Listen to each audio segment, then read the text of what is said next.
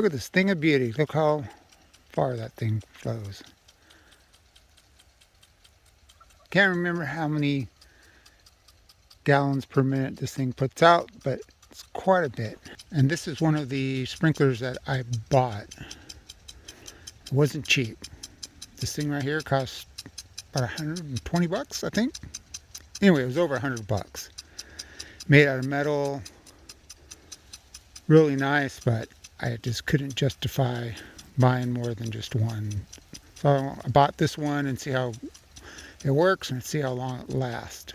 I have 10 sprinklers on this property right now, and I couldn't justify spending over $1,000 for sprinklers. That just would not work. But anyway, really nice. So I use it down here in the lower part of our property where it's real flat, have a lot of water pressure, because this thing does take quite a bit of water pressure to make it move. But look at that. Who would have thunk the day that I would appreciate a nice sprinkler? But that's a thing of beauty.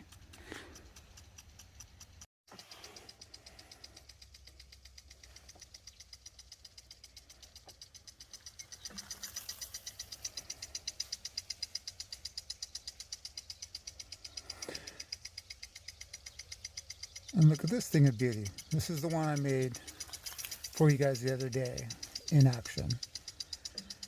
I spent, I think, $5 on the sprinkler head. It's a low flow, low water pressure Rainbird. Spent a couple bucks on some of the connections that I didn't have, and I had some PVC pipe laying around. So all in all, it probably cost me less than 15 bucks to make. And it seems to work pretty well. Not as pretty as the other sprinkler, or that $120 sprinkler that I showed you guys, but it gets the job done and seems to work pretty well.